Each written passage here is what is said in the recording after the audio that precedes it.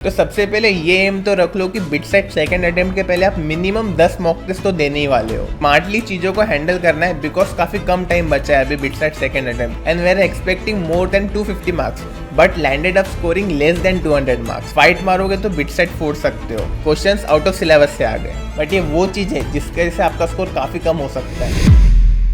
Hello guys, I hope you are doing great. First of all, for those who don't know me, I am Pratham, third year undergraduate at BITS Pilani. तो काफी सारे students के messages आ रहे थे कि भैया BITSAT का फर्स्ट अटेम्प्ट काफी खराब हो गया। काफी सारे स्टूडेंट्स डिप्रेस्ड है बिकॉज एज एक्सपेक्टेड स्कोर नहीं आया। बात करने पर पता चला कि काफी स्टूडेंट्स को टाइम की कमी हुई और कुछ स्टूडेंट्स को कॉन्सेप्ट्स रिकॉल ही नहीं हुए टाइम पे। काफियों का एग्जाम तो अच्छा गया था बट स्क्रीन पे जब स्कोर आया ना तो वो काफी कम था। इसका रीजन तो सिली मिस्टेक ही होगा वैसे। एंड कुछ स्टूडेंट्स को तो क्वेश्चंस आउट ऑफ सिलेबस लग रहे थे एंड काफी सारी अलग अलग गलतियां करी है बच्चों ने। So the main reason for making this video is to find out the solutions for the mistakes जो आपने अपने बिटसेट फर्स्ट अटेम्प्ट में करी है। अगर गलतियों को समझोगे नहीं तो वही गलतियां वापस करके आओगे और कुछ फायदा नहीं होगा आपके सेकंड अटेम्प्ट का। फिर इस तरह नहीं चलोगे तो आपको भी पता है और मुझे भी पता है आपका कोई इंप्रूवमेंट नहीं होगा स्कोर में। स्मार्टली चीजों को हैंडल करना है बिकॉज काफी कम टाइम बचा है अभी BITSAT second attempt. And also आपसे ये बात कहनी है कि अगर आप मेरी ये वीडियो देख रहे हो ना, I genuinely want you to crack BITSAT and I am really praying for you all.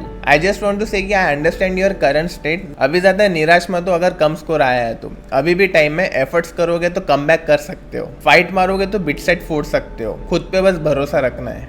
Also इस वीडियो को एंड तक देखना बिकॉज आधी अधूरी इन्फॉर्मेशन लेके जाओगे तो कुछ फायदा भी नहीं होगा। So without wasting any more time, let's start this video.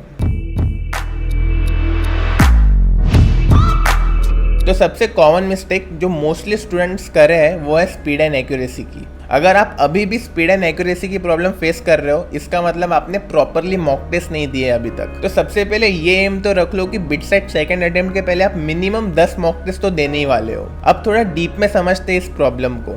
Actually ये जो स्पीड है ना, ये दो चीजों में डिवाइड होती है। एक होती है आपकी सॉल्विंग स्पीड और दूसरी होती है आपकी अंडरस्टैंडिंग स्पीड। हम सब सॉल्विंग स्पीड को ही एक्चुअल स्पीड समझते हैं और इस सॉल्विंग स्पीड को बढ़ाने के चक्कर में हम जल्दी जल्दी क्वेश्चंस को सॉल्व करते हैं और जिससे हमारी गलतियां हो जाती है, यानी कि एक्यूरेसी कम हो जाती है।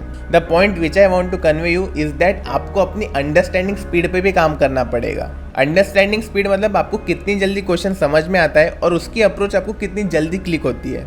काफी स्टूडेंट्स एक ही क्वेश्चन को बार बार पढ़ते हैं बिकॉज उनकी प्रोसेसिंग एबिलिटी कम होती है। तो इस चीज को इंप्रूव करने के लिए आपको डेली रीडिंग करनी पड़ेगी, फुल कंसंट्रेशन के साथ रीडिंग करनी पड़ेगी। और डीप कंसंट्रेशन इसलिए क्योंकि काफी बार क्वेश्चंस में हम इंपॉर्टेंट वर्ड्स मिस कर देते हैं। जैसे आपको नॉट करेक्ट अगर पूछा हो तो आप करेक्ट मार्क करके आते हो बिकॉज ऑफ एग्जाम प्रेशर। तो इसका भी ध्यान रखना है आपको।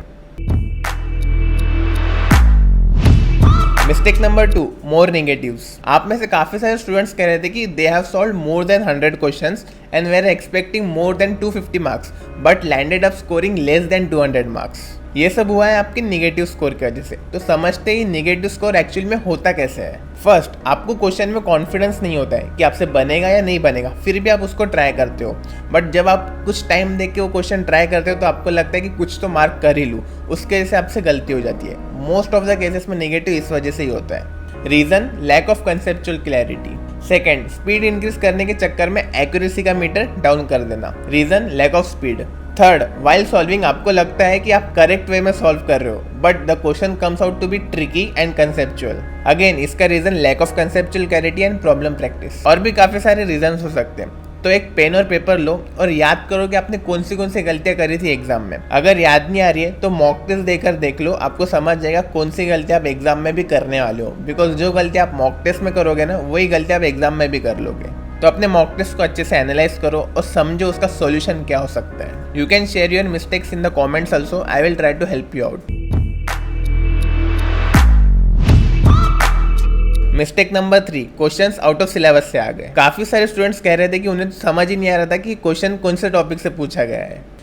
एक दो क्वेश्चंस हो सकते हैं जो आउट ऑफ बॉक्स कुछ अच्छा खासा पूछ लिया आपको, बट अगर इससे ज़्यादा क्वेश्चन आपको दिख रहे हैं इसका मतलब आपका सिलेबस अभी तक पूरा खत्म नहीं हुआ है। और वो एक दो क्वेश्चन भी जानबूझकर डाले जाते हैं ताकि आप उसमें फंस जाओ और अपना टाइम वेस्ट कर दो। अगर ऐसे क्वेश्चन आपको ज़्यादा दिख रहे हैं इसका मतलब आपने सिलेबस अभी तक पूरा खत्म नहीं किया है। काफ़ी बार बोला है, आज भी बोलूँगा, बिटसेट डेप्थ से क्वेश्चन नहीं पूछता है, स्टैंडर्ड क्वेश्चन ही पूछता है मोस्टली। तो अगर अभी तक सिलेबस कंप्लीट नहीं किया होगा तो कर लो जल्दी जल्दी, अभी टाइम कम है तो वन शॉट लेक्चर्स देख देख कर सिलेबस कंप्लीट करो। जितने फॉर्मूले समझ सकते हो समझ लो, जितने बेसिक कॉन्सेप्ट समझ सकते हो समझ लो। पेयर मिनिमम आपको हर चैप्टर्स के फॉर्मूले और बेसिक कॉन्सेप्ट्स तो पता ही होने चाहिए। एंड द लास्ट मिस्टेक जो काफ़ी सारे स्टूडेंट करते हैं, वैसे मिस्टेक तो नहीं कहना चाहिए इसको, बट ये वो चीज़ है जिसके वजह से आपका स्कोर काफ़ी कम हो सकता है। मैं बात कर रहा हूँ एग्जाम प्रेशर की। काफ़ी स्टूडेंट्स एग्जाम प्रेशर में कॉन्सेप्ट्स भूल जाते हैं। आपको ये एग्जाम प्रेशर हैंडल करना सीखना पड़ेगा। आपको बस ये ध्यान रखना है कि एग्जाम में टाइम के साथ साथ आपका कॉन्फिडेंस बढ़ते रहना चाहिए। इसके लिए आप एक चीज़ कर सकते हो कि आप स्टार्ट करो अपने स्ट्रॉन्गेस्ट सेक्शन से। वैसे तो इंग्लिश और एलआर से स्टार्ट करने के लिए बोलता हूँ मैं, आप वहीं से करना। उसके बाद पीसीएम में से अपने स्ट्रॉन्गेस्ट सेक्शन को पकड़ लेना और स्टार्ट। बट एग्जाम प्रेशर को हैंडल करने के लिए आपको उससे यूज टू होना पड़ेगा। तो उसका बस एक ही सोल्यूशन है, आपको ज़्यादा से ज़्यादा मॉक टेस्ट देने पड़ेंगे इन एन एग्जाम एनवायरनमेंट। तो गाइस आज के लिए बस इतना ही। वीडियो भी काफ़ी लंबी हो चुकी है। टेंशन मत लो यार, जितने एफर्ट्स हो सकते उतने कर लो। लाइफ में आप कुछ अच्छा तो कर ही लोगे।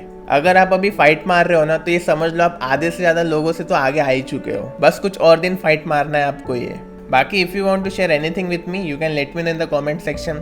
सो that's it for this video. मिलते हैं नेक्स्ट वीडियो में, तब तक के लिए बाय बाय।